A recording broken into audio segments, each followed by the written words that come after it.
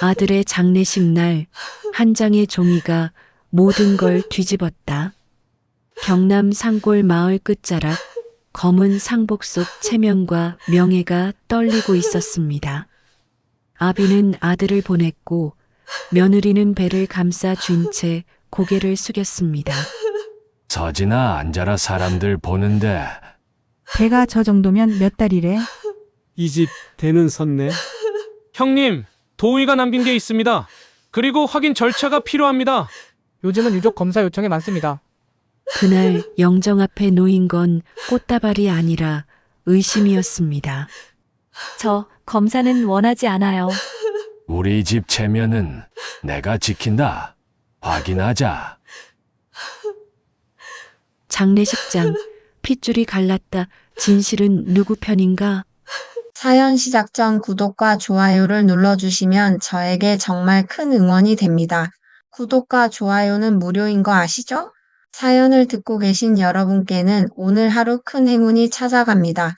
경남 산골 마을 끝자락에 자리한 회관은 평소보다 훨씬 무거운 공기로 가득했습니다. 검은 상복으로 몸을 감싼 한경수는 40년 넘게 이 동네에서 정미소를 운영하며 쌓아온 체면과 위신이 하루아침에 흔들리는 것을 느끼고 있었습니다. 66세의 나이에도 꼿꼿하게 허리를 편 그의 모습 뒤로는 아들 도윤의 영정사진이 희미하게 미소 짓고 있었죠. 교통사고라는 것이 참 잔인합니다. 아무런 예고도 없이 찾아와서 한 가정의 기둥을 송두리째 앗아가 버렸으니까요.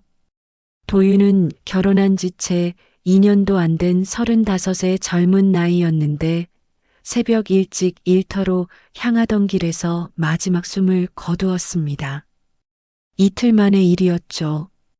병원에서 의식을 잃은 채로 누워있던 아들의 손을 잡고 있던 경수는 그때까지도 기적을 바라고 있었는데 의료진이 고개를 젓는 순간 세상이 무너지는 것 같았습니다. 회관 안쪽 빈소에는 조문객들이 끊이지 않고 찾아왔습니다. 마을 이장부터 시작해서 정미소 단골 고객들, 도윤과 함께 일했던 직장 동료들까지 다양한 사람들이 마지막 인사를 올리러 왔죠. 경수는 그들 한 사람 한 사람에게 고개를 숙여 인사하며 감사의 마음을 전했지만 마음 한구석에서는 복잡한 감정들이 일어나고 있었습니다. 서진아, 앉아라. 사람들 보는데. 경수의 낮은 목소리가 며느리에게 전해졌습니다.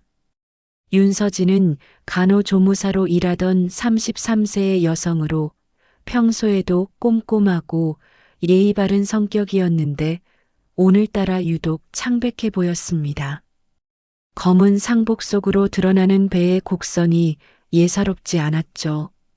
임신한 지 꽤 되어 보이는 모습이었는데 절을 올리다가 휘청거리는 서진을 보며 경수는 마음이 복잡했습니다. 서진은 조문객들 앞에서 절을 올릴 때마다 배를 감싸주며 조심스럽게 몸을 움직였습니다. 임신 중기쯤 되어 보이는 배가 상복 위로 도드라져 보였는데 그것을 본 조문객들의 시선이 부담스러웠죠. 특히 마을의 할머니들은 서진의 배를 보며 수군거리기 시작했습니다. 조문객들 사이에서 속삭이는 소리가 들려왔습니다. 장가간 지 2년 만에 배가 저 정도면 몇 달이래? 아이고, 젊은 것들이 참. 그래도 빨리 아이는 가졌네. 도윤이 못 보겠구나. 자기 아이 얼굴을. 그래도 대이을 손자는 생겼네. 경수 형님이 얼마나 기뻐하시겠어. 이런 말들이 칼날처럼 경수의 가슴을 찔렀습니다. 평생 이 동네에서 성실하게 살아왔던 그였는데 아들을 잃은 슬픔 속에서도 사람들의 시선과 말들을 의식하지 않을 수 없었죠. 체면이라는 것이 때로는 짐이 되기도 하지만 그것 없이는 이 작은 동네에서 살아가기 어려웠으니까요. 경수는 마을 사람들의 시선을 의식하며 서진에게 다가가 팔짱을 끼워 주었습니다. 힘들면 안쪽에 가서 좀 쉬어라. 내가 여기 있을 테니. 하지만 서진은 고개를 저었습니다. 괜찮습니다, 아버님. 남편을 마지막까지 지켜보고 싶어요.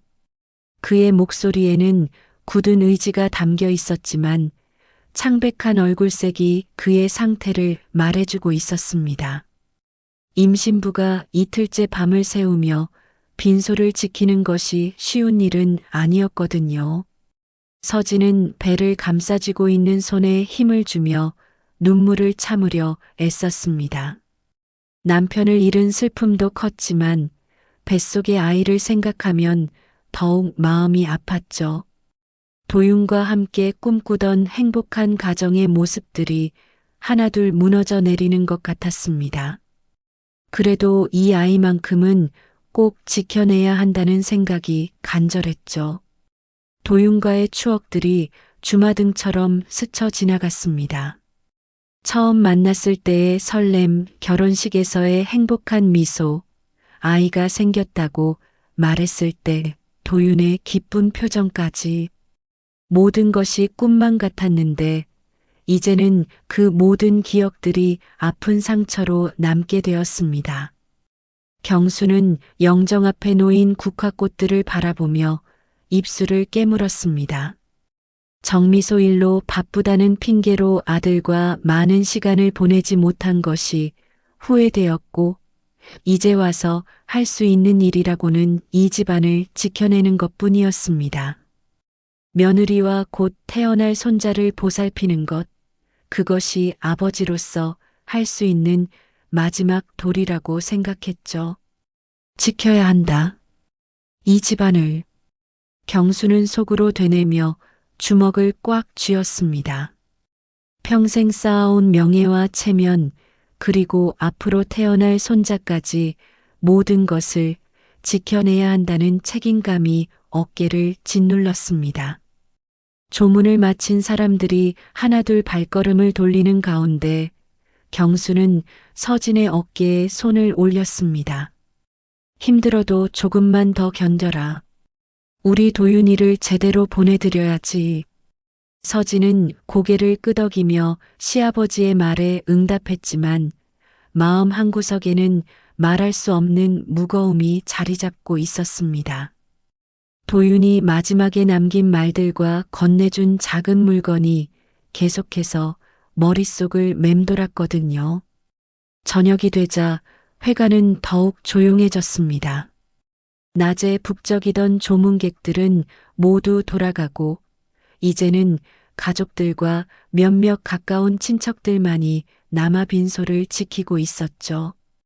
촛불이 희미하게 타오르는 가운데 도윤의 영정사진이 더욱 또렷하게 보였습니다. 그날 밤 빈소를 지키는 경수와 서진의 곁에는 몇몇 가까운 사람들만이 남아 있었습니다. 촛불이 흔들리는 가운데 두 사람의 마음속에는 각자 다른 생각들이 자리 잡고 있었죠. 경수는 앞으로 어떻게 이 가정을 이끌어가야 할지 고민하고 있었고, 서진은 뱃속 아이의 미래를 걱정하고 있었습니다.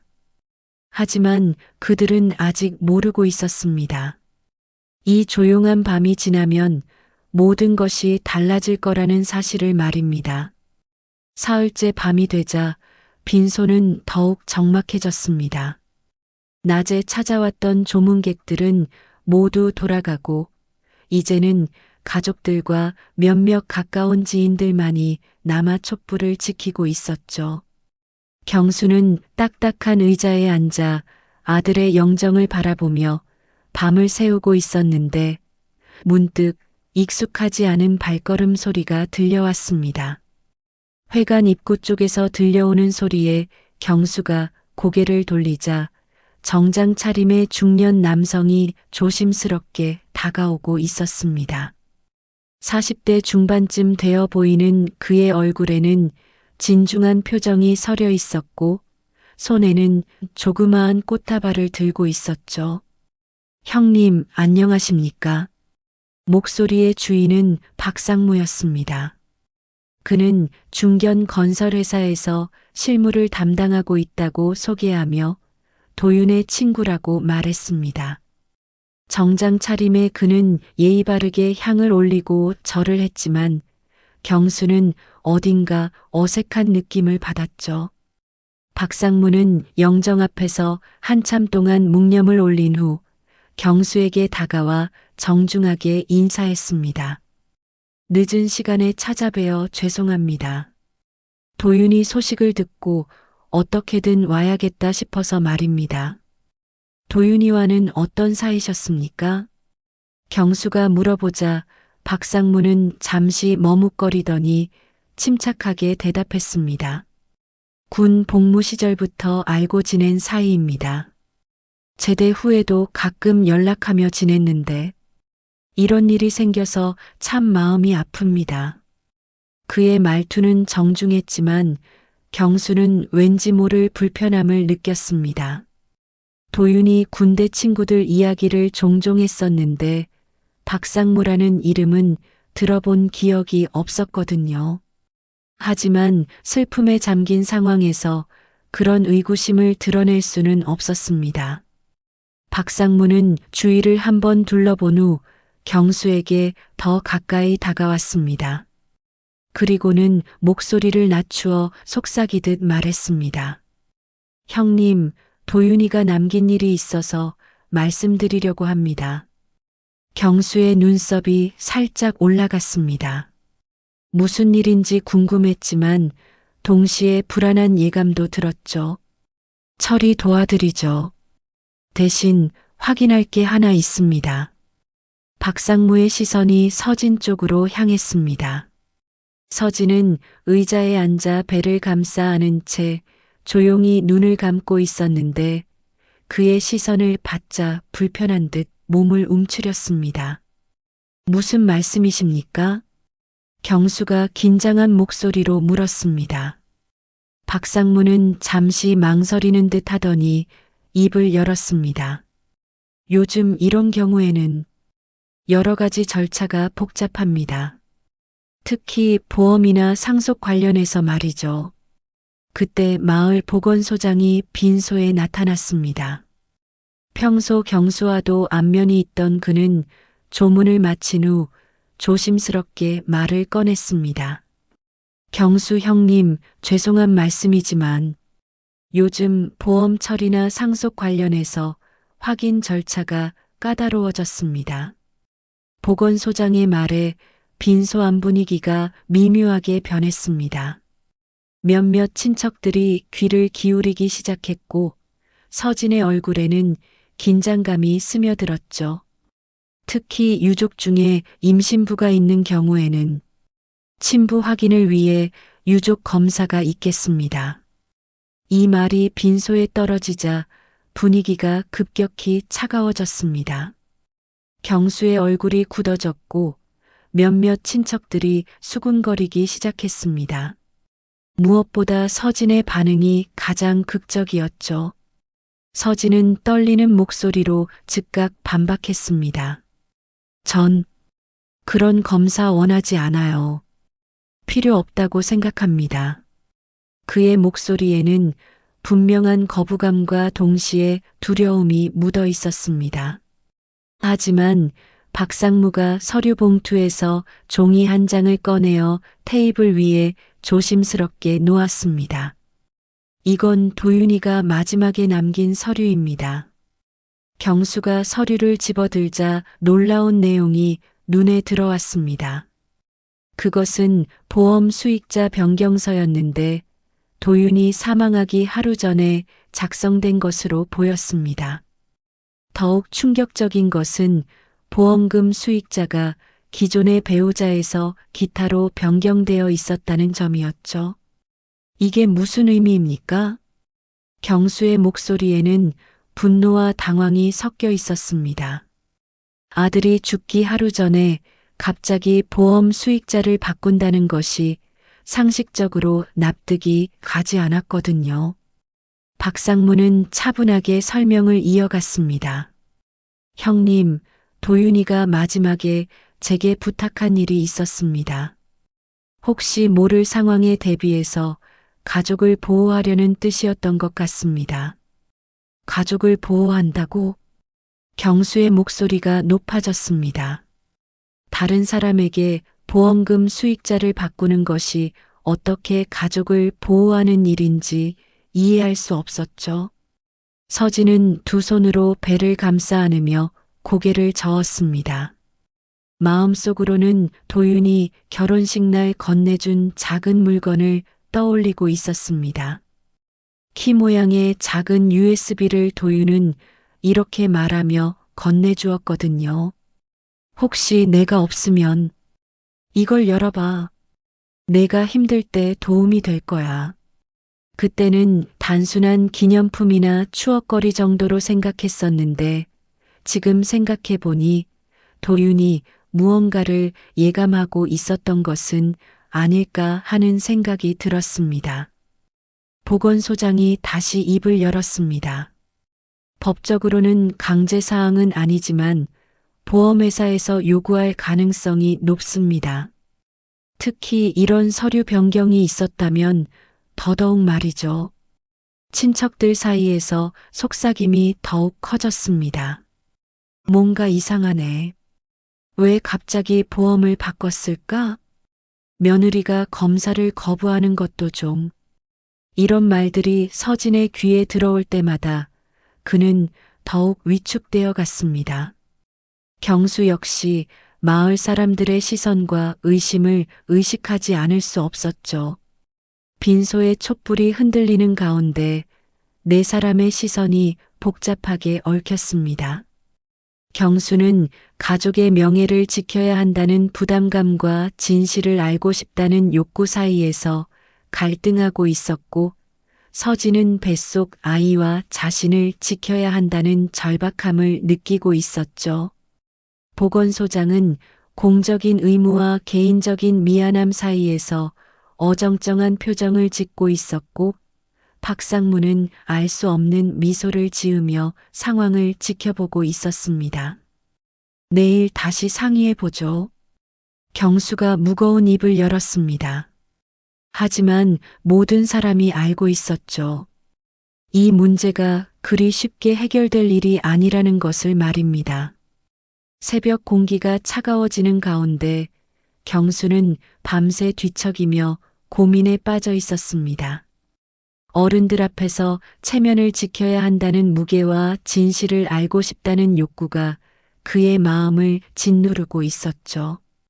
정미소를 운영하며 평생 쌓아온 신뢰와 명성이 하루아침에 무너질 수도 있다는 두려움이 그를 괴롭혔습니다. 아침이 되자 마을 원로들이 하나둘 회관으로 모여들기 시작했습니다. 평소라면 장례 절차에 대한 조언을 구하러 오는 것이 당연했지만 오늘은 분위기가 달랐습니다. 어젯밤 빈소에서 벌어진 일들이 벌써 마을 전체로 퍼져나간 것 같았죠. 경수야, 어려운 일이구나. 마을 이장이 무거운 표정으로 말을 꺼냈습니다. 그의 뒤로는 몇몇 원로들이 심각한 얼굴로 서 있었는데 모두 어젯밤 일을 알고 있는 것 같았습니다. 경수는 어른들 앞에서 허리를 굽혀 인사한 후 의자를 권했습니다. 하지만 원로들의 표정에서 평소와 다른 냉기가 느껴졌죠. 이런 일은 조심스럽게 처리해야 한다. 우리 마을 체면도 있고. 원로 중 한 명이 의미심장하게 말했습니다. 경수는 그 말의 뜻을 정확히 알고 있었습니다. 만약 검사 결과가 좋지 않다면 그것은 단순히 한 가정의 문제가 아니라 마을 전체의 명예와 관련된 일이 될 수 있었거든요. 경수는 잠시 망설이다가 결단을 내렸습니다. 의심을 품고 살아가는 것보다는 진실을 확인하는 것이 낫다고 판단했죠. 그리고 무엇보다 어른들 앞에서 당당할 수 있어야 했습니다. 어른들, 검사하겠습니다. 경수가 단호하게 말하자 원로들 사이에서 안도의 기색이 스쳤습니다. 하지만 동시에 긴장감도 감돌았죠. 결과에 따라 모든 것이 달라질 수 있었으니까요. 그게 좋겠다. 의심받으며 사는 것보다는 확실히 하는 게 나아. 이장이 고개를 끄덕였습니다. 다른 원로들도 하나둘 동의를 표했지만 모두의 마음속에는 불안감이 자리 잡고 있었습니다. 서진은 이 모든 대화를 듣고 있었지만 아무 말도 할 수 없었습니다. 임신부인 그가 어른들의 결정에 반대 의견을 낼 수 있는 상황이 아니었거든요. 다만 두 손으로 배를 감싸 안으며 속으로만 되뇌었습니다. 말할 수 없다. 약속했으니까. 그때 회관 입구로 한 명의 여성이 들어왔습니다. 58세의 장미숙은 이 동네에서 변호사로 활동하고 있는 경수의 초등학교 동창이었습니다. 평소 법률 상담이 필요할 때마다 마을 사람들이 찾는 사람이었죠. 경수야, 소식 듣고 왔다. 장미숙의 목소리에는 걱정과 안타까움이 묻어 있었습니다. 그는 오래된 친구로서 경수의 심정을 누구보다 잘 이해하고 있었죠. 미수가 고맙다. 경수가 반갑게 인사했지만 장미숙의 표정은 여전히 심각했습니다. 그는 가방에서 몇 장의 서류를 꺼내며 말했습니다. 경수야, 법적으로 말하자면 검사는 강제가 아니야. 유족이 원하지 않으면 거부할 수 있어.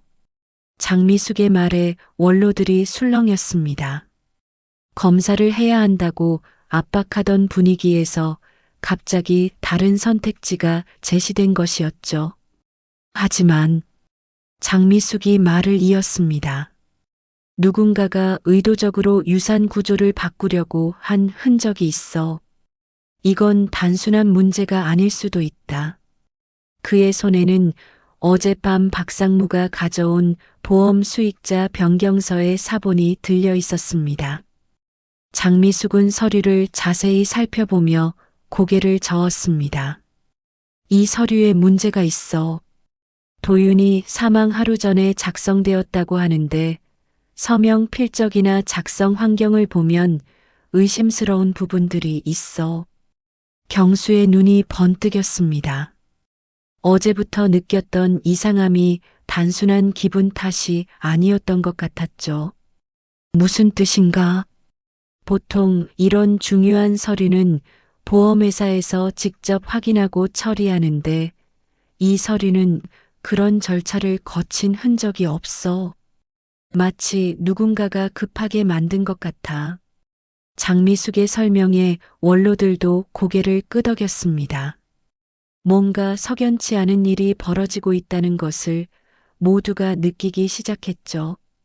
그때 서진이 조용히 일어나 자리를 비웠습니다. 화장실을 가겠다고 했지만 사실은 마음을 정리할 시간이 필요했죠. 복도 끝 조용한 곳에서 서진은 가방 안에서 작은 물건을 꺼냈습니다. 키 모양의 작은 USB였습니다.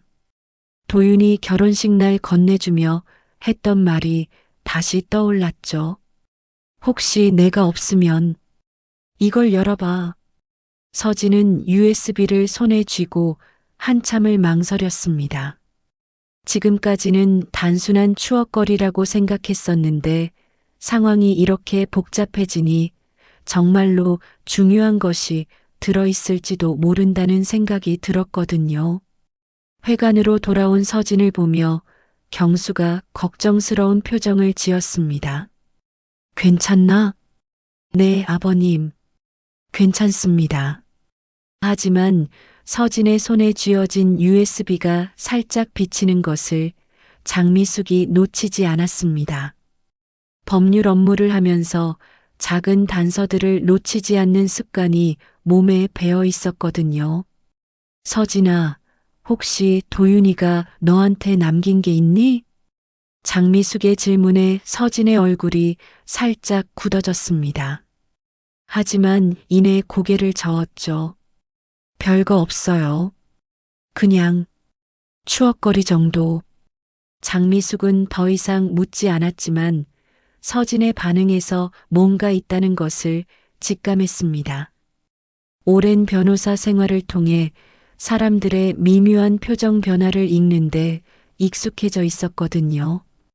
경수야, 내 생각엔 검사를 하기 전에 좀 더 알아봐야 할 것 같아. 특히 그 박상무라는 사람에 대해서 말이야. 장미숙의 말에 경수가 고개를 끄덕였습니다. 어제부터 느꼈던 불편함이 점점 구체적인 의심으로 바뀌고 있었죠. 그 사람이 정말 도윤이 친구가 맞나? 그것부터 확인해 보자. 도윤이 다니던 회사나 군대 동기들한테 물어보면 알 수 있을 거야.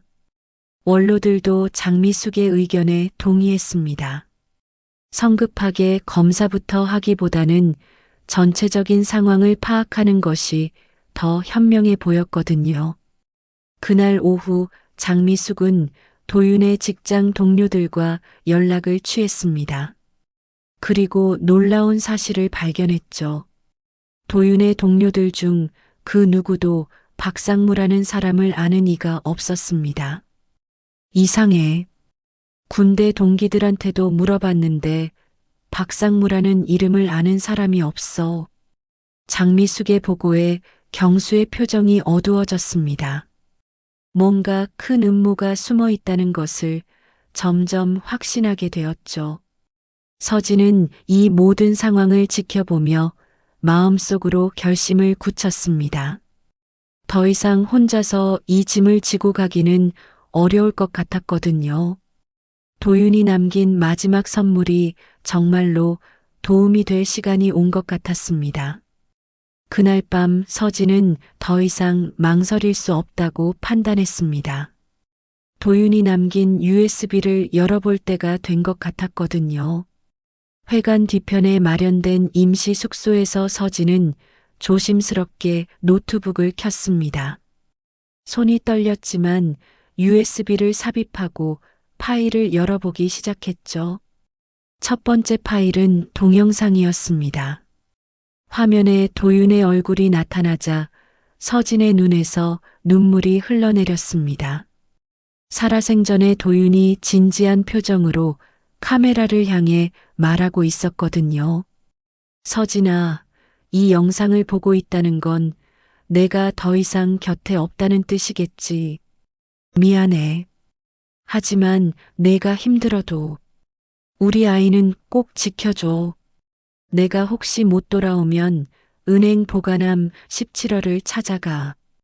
거기에 모든 게 있어. 영상은 거기서 끝났지만 서진에게는 충격적인 내용이었습니다. 도윤이 무언가를 미리 준비해 두었다는 뜻이었거든요. 두 번째 파일을 열자 더욱 놀라운 내용이 나왔습니다. 그것은 산부인과 상담실의 CCTV 영상이었는데 불이 꺼진 밤 시간에 촬영된 것 같았습니다. 영상 속에는 도윤과 서진이 함께 어떤 서류에 서명하는 모습이 담겨 있었죠. 서진은 그 순간을 기억해냈습니다. 몇 달 전 도윤과 함께 병원에서 상담을 받았던 날이었습니다. 그때 의사는 이런 말을 했었죠. 만약을 위해 정자를 보관해 두시는 건 어떨까요? 요즘은 많은 부부들이 그렇게 하고 있습니다. 영상을 더 자세히 보니 정액 보관 계약서에 서명하는 모습이 선명하게 보였습니다. 그리고 계약서 한쪽에는 시술 예정일이 적혀 있었는데 그 날짜가 도윤의 사고 전 일주일이었다는 점이 중요했습니다. 서진은 모든 것을 이해했습니다. 뱃속의 아이는 분명히 도윤의 아이였고 인공수정을 통해 임신한 것이었습니다. 하지만 시댁 어른들의 허락을 받지 못할까봐, 그리고 혹시 도윤에게 무슨 일이 생겼을 때 욕을 먹을까봐 비밀로 해왔던 것이죠. 다음 날 아침 장미숙이 급한 표정으로 회관에 나타났습니다. 손에는 봉투 하나와 신문을 들고 있었는데 얼굴에는 심각한 표정이 서려 있었죠. 경수야, 큰일이야. 장미숙이 봉투에서 서류들을 꺼내며 말했습니다. 어제 보건소에서 받아온 검체 반출 기록이야. 이상한 점이 있어. 서류를 살펴본 경수의 얼굴이 굳어졌습니다. 첫 번째 시료가 정규 절차를 거치지 않고 외부 택배로 발송되었다는 기록이 남아 있었거든요. 이게 무슨 뜻인가? 보건소에서는 원칙적으로 검체를 외부로 직접 보내지 않아. 반드시 지정된 검사기관을 통해야 하는데 이 기록을 보면 규정을 위반한 거야. 장미숙의 설명에 경수는 분노를 느꼈습니다. 누군가가 의도적으로 검사 결과를 조작하려 했다는 의미였거든요. 그럼 어제 나온 결과는 믿을 수 없다는 뜻이야. 누군가 시료를 바꿔치기 했을 가능성이 높아. 그때 서진이 결심한 듯 앞으로 나서더니 USB를 꺼냈습니다. 아버님, 이걸 보세요. 서진은 떨리는 목소리로 USB 안의 내용들을 설명했습니다. 도윤이 남긴 영상과 병원 CCTV 그리고 정액 보관 계약서에 대해 모든 것을 털어놓았죠. 전 남편 아이를 지키려 했어요. 시댁 어른들 허락 못 받을까봐. 도윤이 먼저 가면 욕먹을까봐. 서진의 고백에 경수의 어깨가 힘없이 내려앉았습니다. 며느리를 의심하고 몰아붙인 자신이 부끄러웠죠. 내가 널 몰아붙였구나. 경수의 목소리에는 죄책감이 묻어 있었습니다. 하지만 동시에 진실을 알게 된 안도감도 있었죠. 장미숙이 USB의 내용을 확인한 후 고개를 끄덕였습니다. 이제 모든 게 설명돼. 누군가 이 사실을 몰랐거나 아니면 알면서도 이용하려 했던 거야. 그때 회관 밖에서 소란스러운 소리가 들려왔습니다. 박상무가 몇 명의 사람들과 함께 나타난 것이었습니다. 그의 얼굴에는 전날과 달리 오만한 표정이 서려 있었죠. 어제 검사 결과가 나왔다고 들었습니다. 박상무가 회관 안으로 들어서며 말했습니다.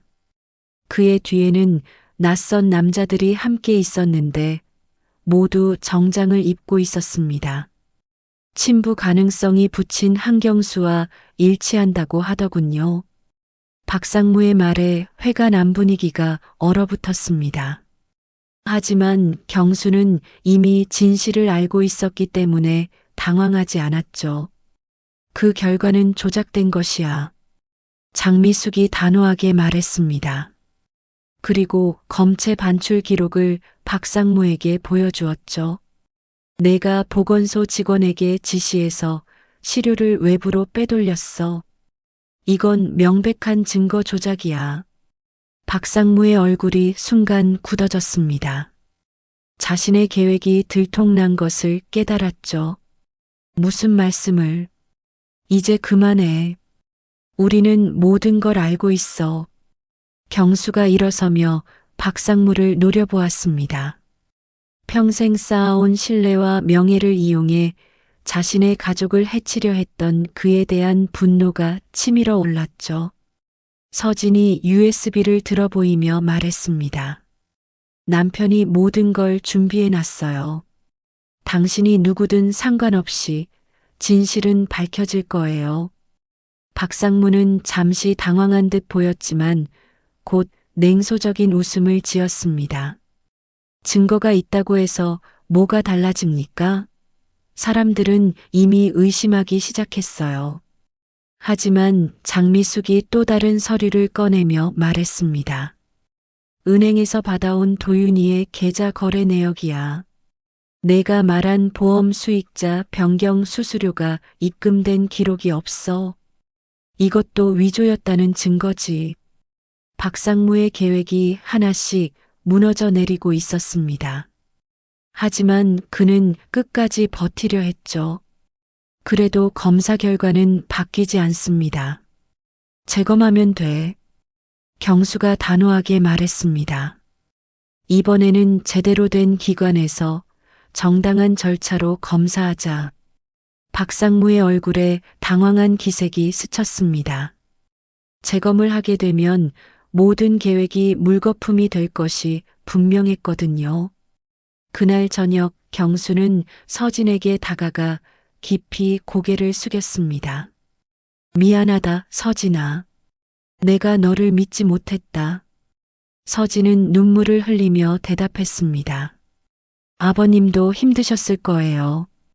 저도 진작 말씀드렸어야 했는데. 두 사람은 그날 밤 처음으로 진정한 대화를 나누었습니다. 그리고 앞으로 태어날 아이를 함께 지켜나가기로 약속했죠. 다음 날 아침 상황은 예상보다 훨씬 심각해졌습니다. 마을 전체가 어제 일로 떠들썩해졌고 사람들 사이에서는 온갖 추측과 소문들이 난무하고 있었습니다. 경수는 정미소문을 열면서도 마을 사람들의 시선이 부담스러웠죠. 경수 형님, 정말 큰일이네요. 단골 고객 중 한 명이 쌀을 가져오면서 말했습니다. 하지만 그의 목소리에는 평소와 달리 어색함이 묻어 있었습니다. 뭐가 어떻게 된 건지. 소문이 참 많이 돌던데. 경수는 대답하기 어려웠습니다. 아직 재검 결과가 나오지 않은 상황에서 뭐라고 해명할 수도 없었거든요. 다만 평소처럼 성실하게 일하는 모습을 보여주는 것이 최선이라고 생각했죠. 그런데 오후가 되자 더욱 충격적인 소식이 들려왔습니다. 경찰이 유산 관련 금융 거래를 조회하기 시작했다는 것이었습니다. 박상무가 제출한 보험 수익자 변경서가 수상하다는 장미숙의 신고 때문이었죠. 경수야, 경찰서에서 연락이 왔어. 장미숙이 급하게 달려와 말했습니다. 보험회사에서 정식으로 조회해 봤더니 도윤이 명의로 된 수익자 변경 신청이 2건이 있대. 하나는 박상무가 제출한 것이고 다른 하나는 그보다 하루 늦게 접수된 거야. 경수가 눈썹을 찌푸렸습니다.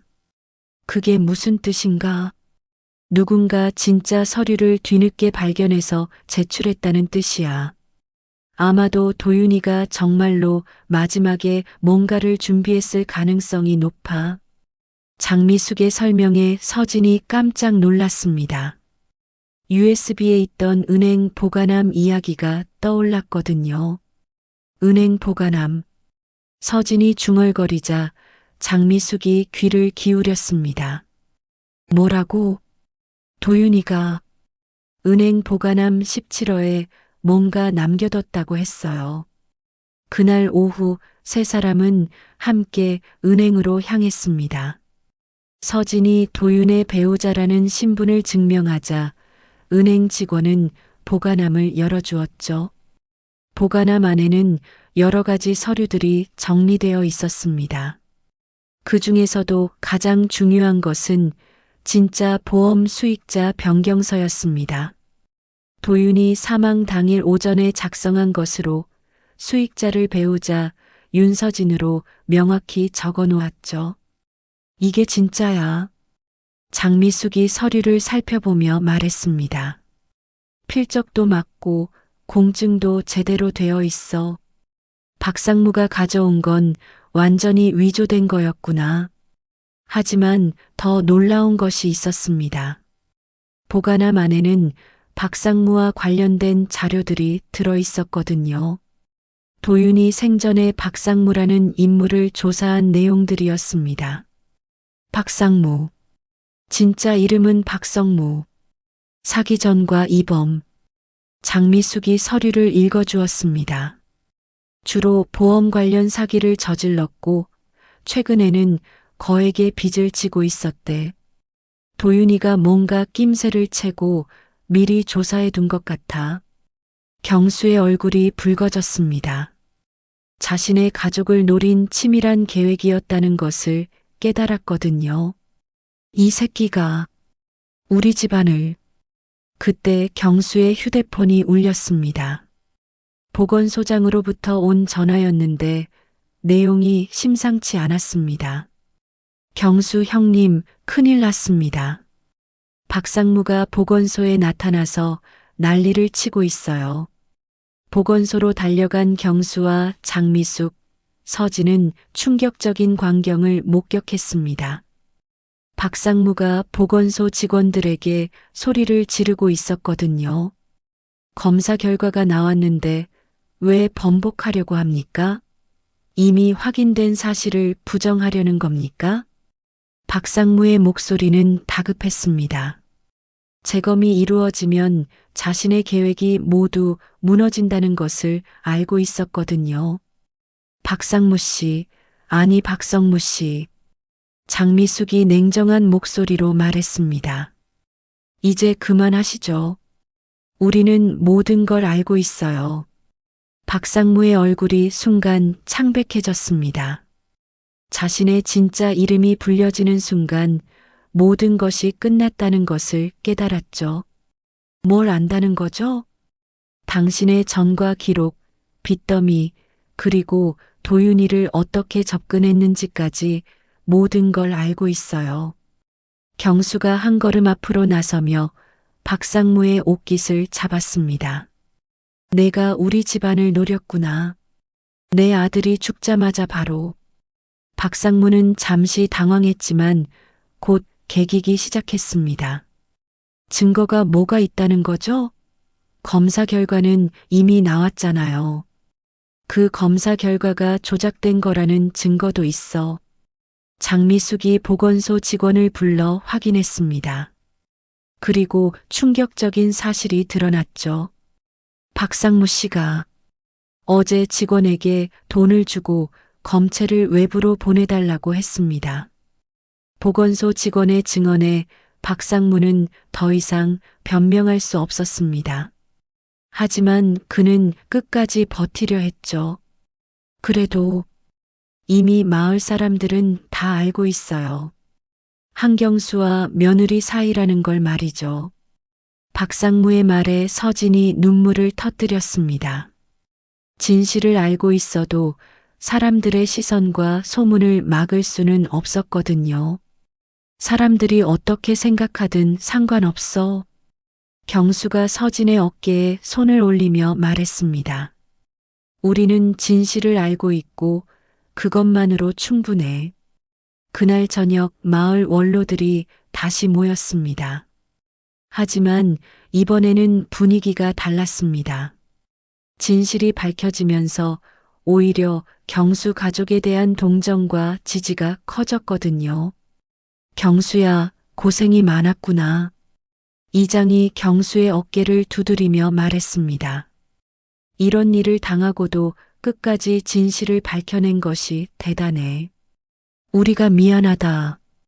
다른 원로들도 하나둘 사과의 말을 건네며 경수 가족을 격려했습니다. 하지만 경수는 아직도 불안했습니다. 박상무가 쉽게 포기할 사람 같지 않았거든요. 재검 결과가 나올 때까지는 안심할 수 없어. 경수가 장미숙에게 말했습니다. 박상무가 또 다른 수를 쓸지도 모르거든. 장미숙도 동감했습니다. 하지만 이제는 모든 증거가 확보된 상황이었기 때문에 큰 걱정은 하지 않았죠. 내일 정식으로 재검을 신청하자. 이번에는 서울의 대형 검사기관에서 하는 거야. 서진은 배를 감싸 안으며 뱃속 아이에게 속삭였습니다. 조금만 더 기다려. 아빠가 준비해 놓은 것들로 우리를 지켜줄 거야. 재검 신청을 한 다음 날 상황은 예상치 못한 방향으로 흘러갔습니다. 박상무가 갑자기 자취를 감춘 것이었죠. 그가 머물던 모텔에서도 체크아웃했고 연락도 두절된 상태였습니다. 경수는 불안한 마음을 감출 수 없었습니다. 도망갔나? 경수가 장미숙에게 물었지만 장미숙의 표정도 심각했습니다. 아니야. 이런 사람들은 쉽게 포기하지 않아. 분명 다른 수를 준비하고 있을 거야. 장미숙의 예상은 적중했습니다. 그날 오후 마을에 낯선 사람들이 나타나기 시작했거든요. 정장을 입은 중년 남성들이 이곳저곳에서 마을 사람들과 대화를 나누고 있었습니다. 정미소에도 그런 사람 중 하나가 찾아왔습니다. 명함을 내미는 그는 자신을 민간조사업체 직원이라고 소개했죠. 한경수 씨 맞으시죠? 몇 가지 확인하고 싶은 것이 있어서 왔습니다. 경수는 명함을 받아보며 경계했습니다.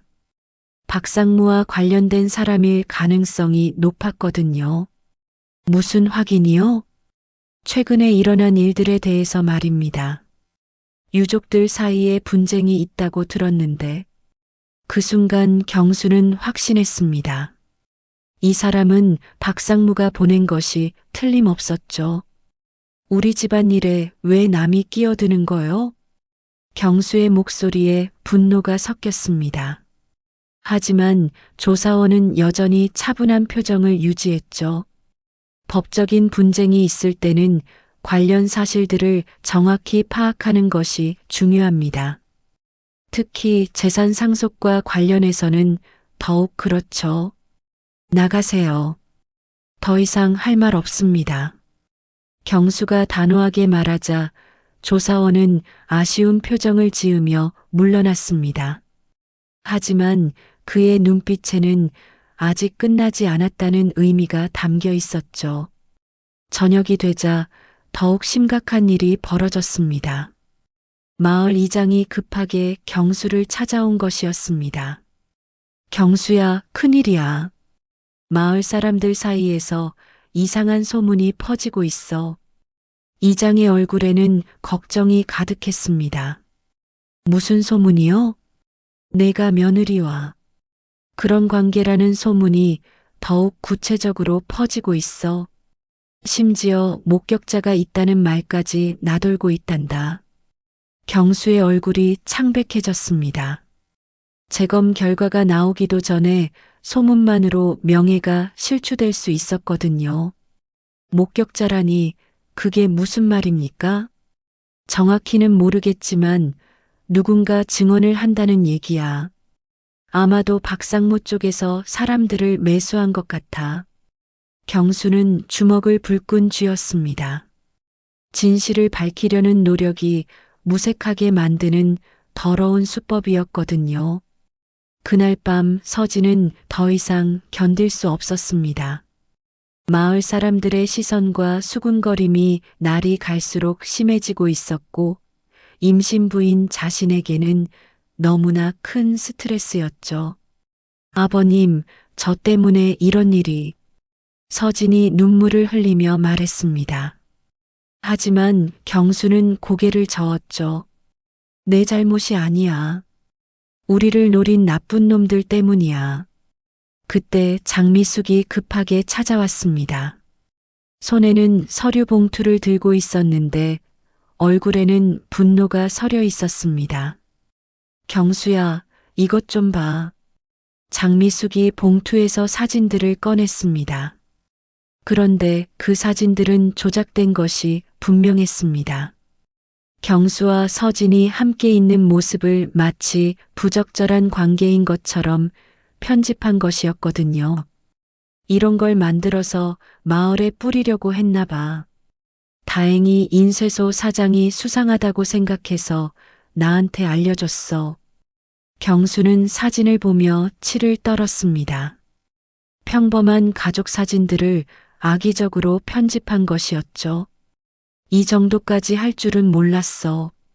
장미숙도 분개했습니다. 법적인 다툼을 넘어서 인격적인 모독까지 서슴지 않는 박상무의 행태에 분노를 느꼈거든요. 이제 정말 끝장을 봐야겠어. 경수가 단호하게 말했습니다. 더 이상 수세에 몰려 있을 수만은 없었죠.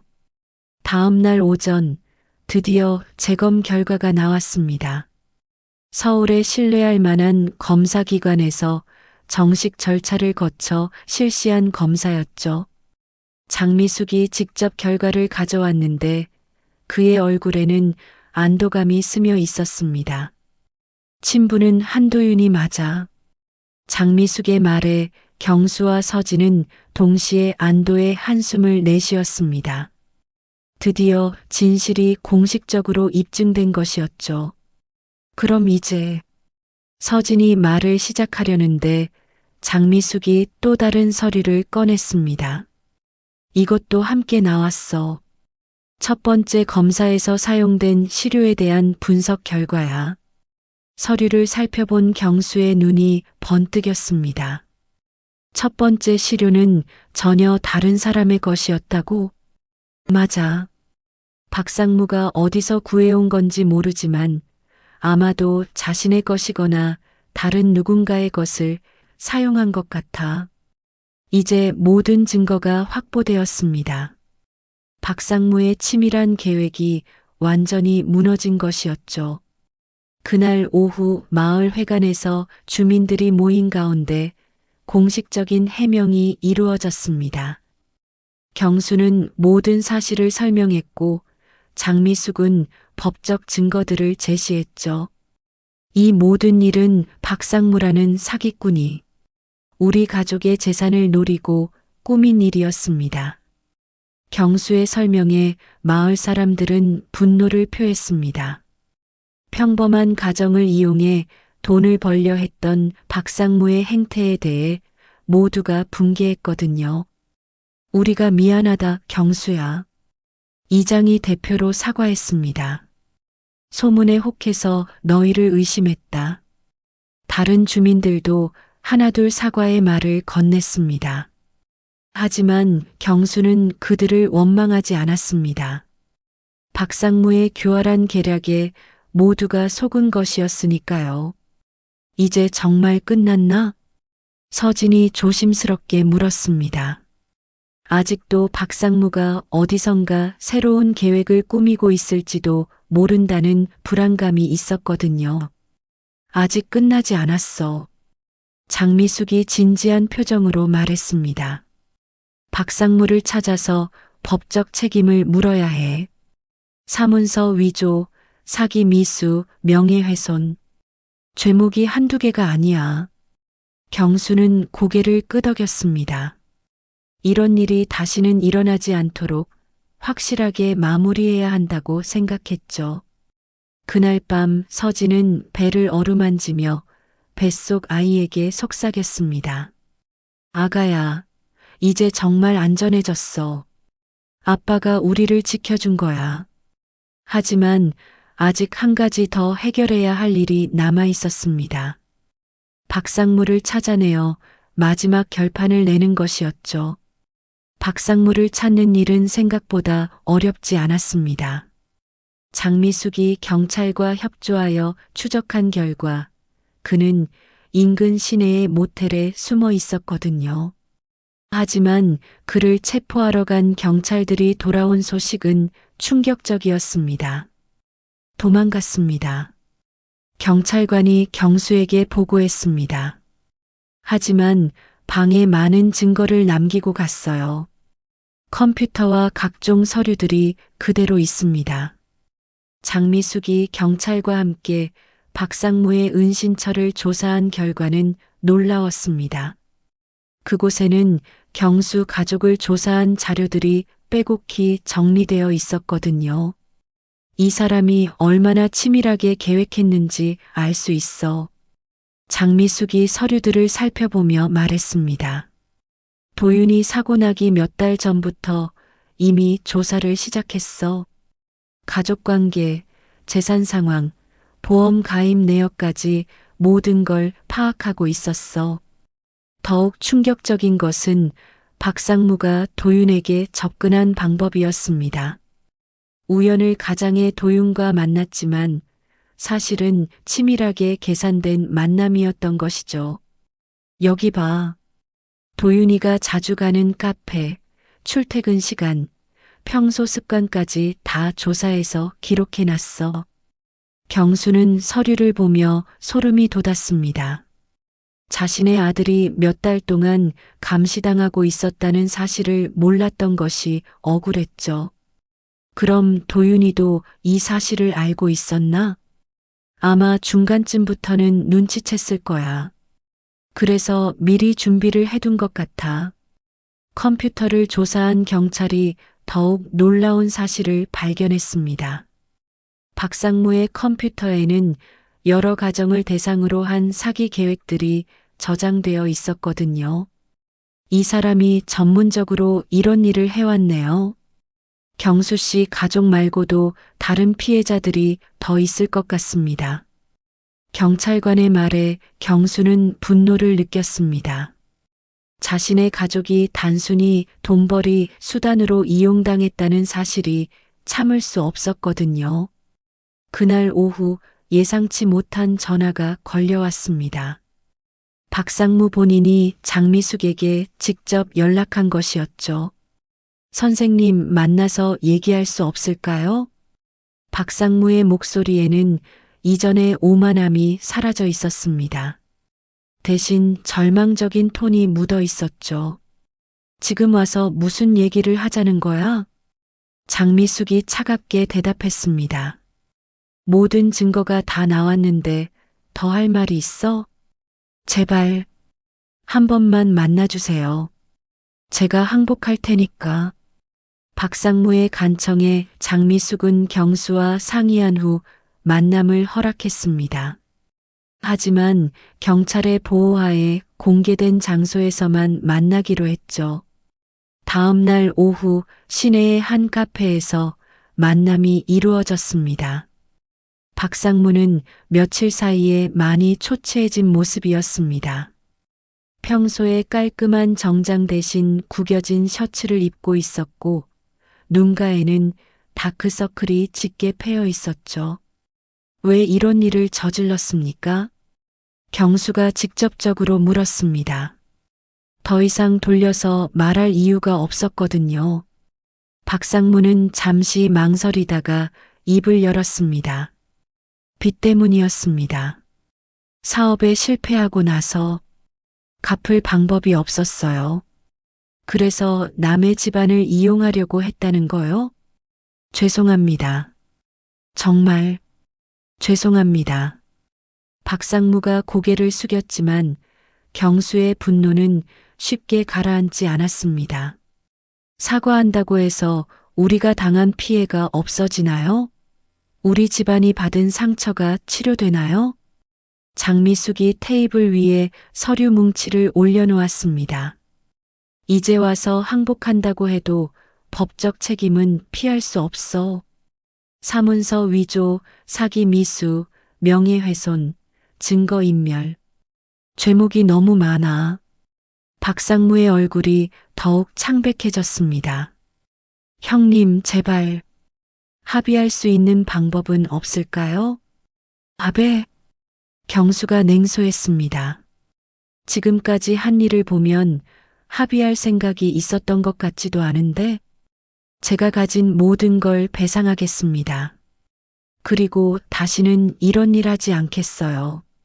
하지만 장미숙이 고개를 저었습니다. 너무 늦었어. 이미 경찰 수사가 시작됐고 다른 피해자들도 있어. 개인적인 합의로 해결될 문제가 아니야. 그때 카페 입구로 경찰관들이 들어왔습니다. 박상무를 체포하러 온 것이었죠. 박성무 씨, 사문서 위조 및 사기 미수 혐의로 긴급 체포합니다.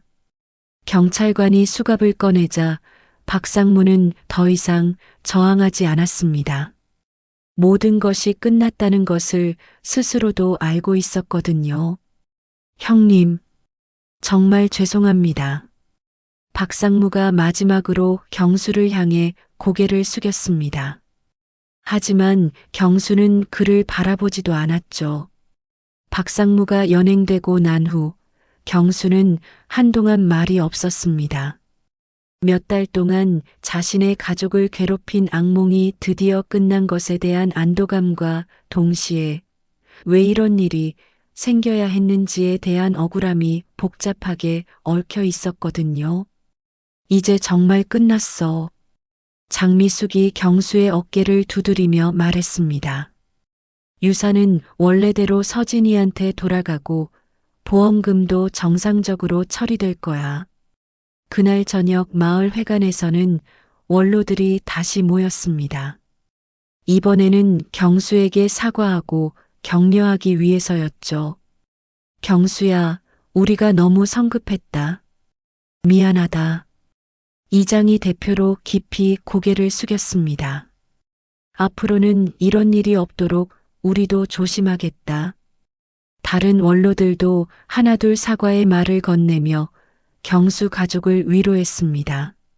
마을의 명예를 회복한 것은 물론 오히려 이 사건을 통해 가족의 유대감이 더욱 강해진 것 같았죠. 서진은 배를 어루만지며 뱃속 아이에게 속삭였습니다. 아가야, 이제 정말로 평안해졌어. 아빠가 미리 준비해둔 모든 것들이 우리를 지켜줬어. 경수도 서진 곁에 앉아 말했습니다. 우리 도윤이가 정말 대단한 아이였구나. 마지막까지 가족을 생각했어. 그날 밤 오랜만에 평안한 잠자리에 들 수 있었습니다. 하지만 경수의 마음 한구석에는 여전히 아들에 대한 그리움이 자리 잡고 있었죠. 이제는 슬픔보다는 고마움이 더 큰 감정이었지만 말입니다. 박상무의 체포 소식이 마을에 알려진 지 일주일이 지났습니다. 경수는 정미소에서 평소와 다름없이 일하고 있었지만 마음 한구석에는 여전히 무언가 해결되지 않은 느낌이 남아 있었습니다. 그것은 단순히 사건이 끝났다고 해서 사라질 수 있는 감정이 아니었거든요. 마을 사람들의 태도는 완전히 바뀌었습니다. 이전의 의심과 수군거림은 사라지고 대신 미안함과 동정이 그 자리를 차지했죠. 하지만 경수에게는 그런 변화된 시선들마저 부담스러웠습니다. 형님, 정말 고생 많으셨습니다. 단골 고객이 쌀을 가져오며 말했습니다. 하지만 그 말 속에는 이전과는 다른 어색함이 담겨 있었죠. 경수는 그런 변화를 감지하면서도 담담하게 받아들이려 노력했습니다. 그날 오후 장미숙이 중요한 소식을 가지고 찾아왔습니다. 박상무의 재판 일정이 잡혔고 유산 분배도 최종적으로 정리되었다는 내용이었죠. 모든 보험금과 재산이 원래대로 서진이한테 상속돼. 장미숙이 서류를 보여주며 설명했습니다. 박상무가 조작한 모든 서류들은 무효 처리되었고 도윤이가 진짜로 남긴 유언장과 보험 수익자 변경서가 효력을 갖게 됐어. 경수는 안도의 한숨을 내쉬었습니다. 드디어 모든 것이 제자리를 찾은 것 같았거든요. 그런데 장미숙이 말을 이었습니다. 박상무 재판에서 서진이가 증인으로 출석해야 할 것 같아. 임신부라서 부담스럽겠지만 피해자 진술이 중요해. 서진은 잠시 망설이더니 고개를 끄덕였습니다. 해야 할 일이라면 하겠어요. 다른 피해자들을 위해서라도 말이죠. 그날 저녁 마을 원로들이 경수를 찾아왔습니다. 하지만 이번에는 특별한 제안을 가지고 온 것이었죠. 경수야, 우리가 의논한 게 있다. 이장이 진지한 표정으로 말했습니다. 이번 일로 마을 사람들이 많이 반성하고 있어. 그래서 말인데, 마을 발전위원회 위원장을 맡아주면 어떨까? 경수는 깜짝 놀랐습니다. 예상치 못한 제안이었거든요. 제가 그런 중책을 맡을 수 있을까요? 이번 일을 겪으면서 내가 얼마나 원칙적이고 믿을 만한 사람인지 알게 됐어. 마을을 위해서도 내가 앞장서 주면 좋겠다. 다른 원로들도 하나둘 동의를 표했습니다. 하지만 경수는 섣불리 대답할 수 없었죠. 아직 정리되지 않은 마음의 짐이 있었거든요. 시간을 좀 주세요. 생각해 보겠습니다. 며칠 후 서진의 정기검진 날이었습니다. 경수는 며느리와 함께 병원에 갔는데 의사의 말을 듣고는 놀라지 않을 수 없었습니다. 태아가 매우 건강합니다. 그동안의 스트레스에도 불구하고 잘 자라고 있어요. 의사의 말에 서진은 안도의 눈물을 흘렸습니다. 그동안 걱정이 얼마나 많았는지 이제야 실감할 수 있었거든요. 예정일은 언제쯤 될까요? 경수가 물었습니다. 약 2달 후쯤 될 것 같습니다. 아들인 것 같은데 확실히 알고 싶으시면 추가 검사를 해볼 수도 있어요. 아들. 경수의 눈가에 눈물이 맺혔습니다.